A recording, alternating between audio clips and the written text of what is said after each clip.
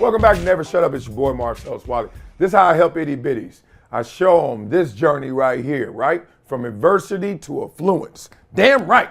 Show these kids how it go. Decode that journey to success and let them know what's real. You want to help them out? You want to help decode it for them as well? Go to projecttransition.org. Support the itty bitties. Support the community. Lego. Let's read up some of these comments. Funk up some comments. Society views. The blind stares of a million pairs of eyes. I need your opinion on just trying. People seem to hate it until someone does well enough. Does just enough work and slips. Then what's the first thing people say to them? At least you tried. Well, I think why people always lay down on at least you tried or use that as the mattress is because nothing is cooked up without effort. Nothing's cooked up well without effort and energy. And effort and energy is different, right? Effort is you just try. You just put yourself in that position and you gave it your all. Energy is you're not only doing it in this moment, but you're trying to grab it from everywhere else, outside sources, right? You're trying to borrow from the fans. You're trying to borrow from previous incidents. You're trying to imagine from future things that can come from it. Like, energy is a whole different animal than effort. And people don't even see that. I can go right now, you can just tell me to do something. That's effort. Energy is like I'm visualizing it, envisioning it, seeing consequence, outcome, grabbing from what's around. A whole different animal. So people always like try. Because that's the basis. That's the basics of fundamental building.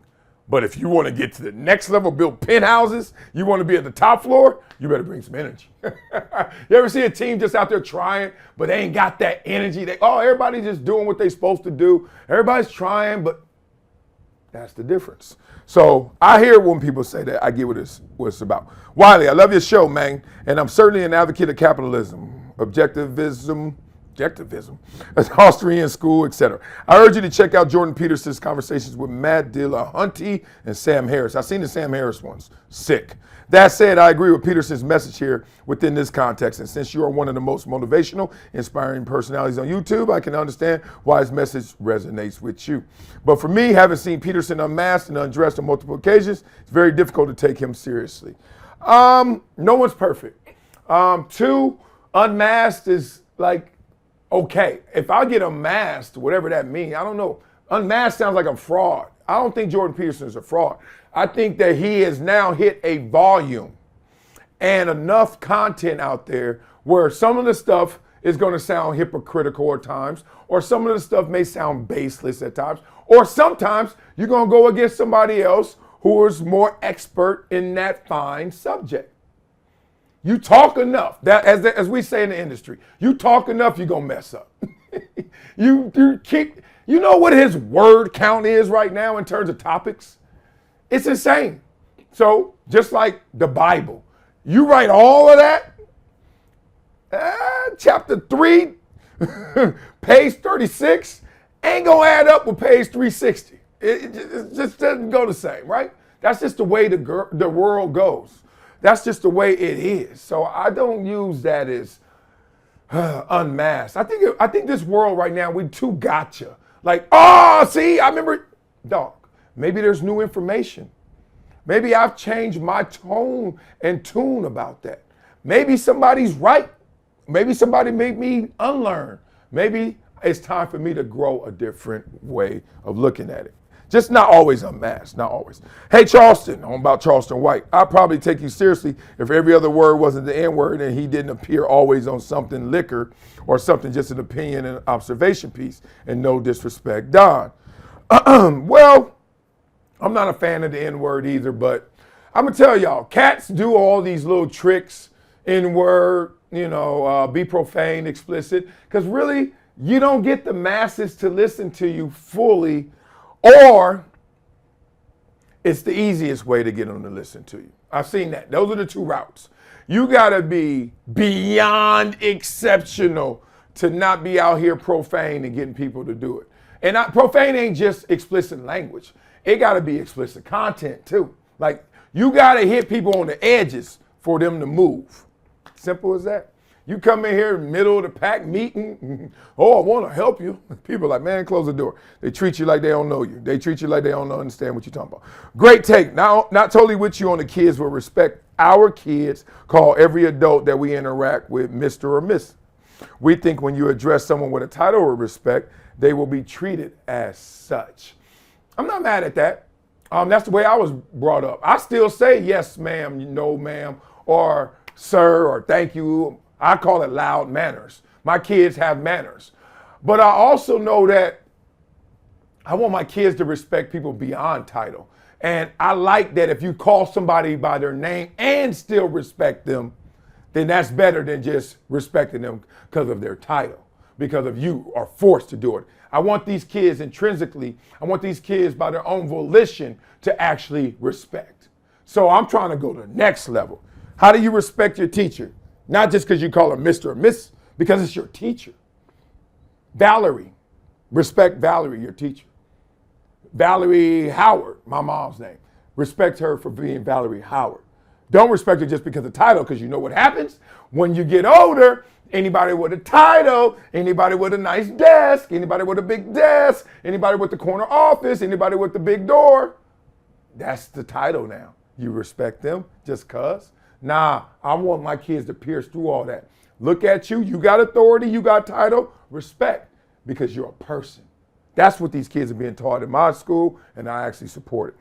Parents nowadays are emotionally immature, so they provide what's needed physically, leaving these kids lost inwardly. Yes, they're immature because, one, they're younger.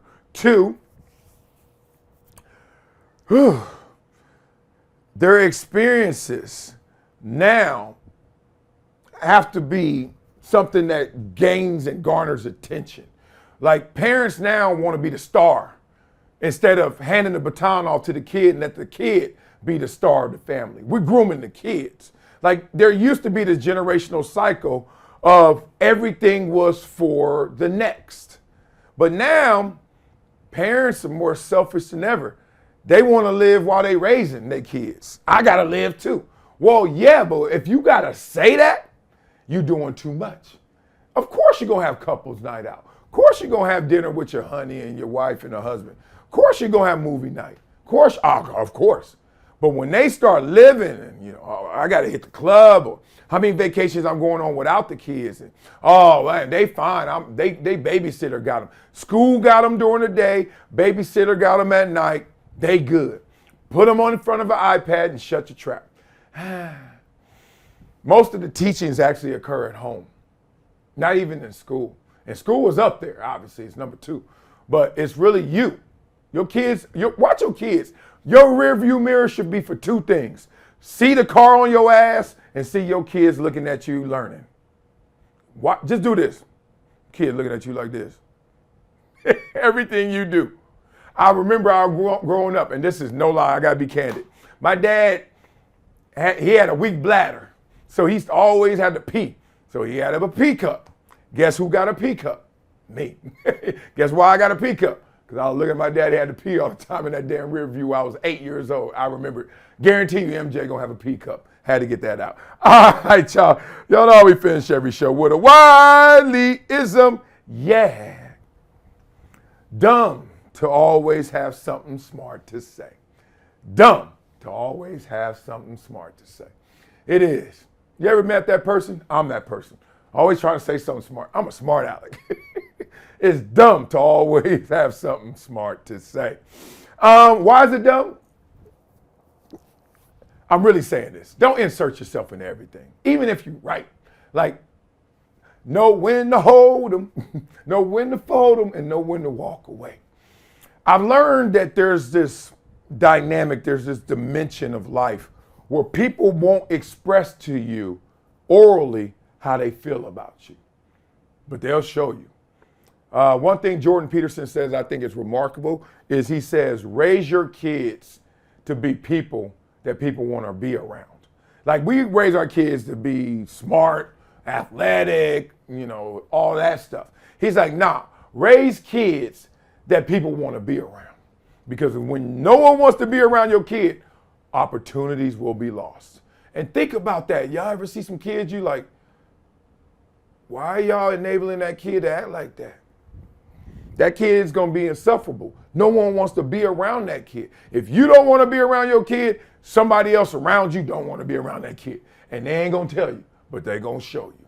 And them actions, all of a sudden, you can be like, damn, we ain't never going to couples dinner with them. They ain't never coming over. Where the play dates at? You raising somebody nobody want to be around.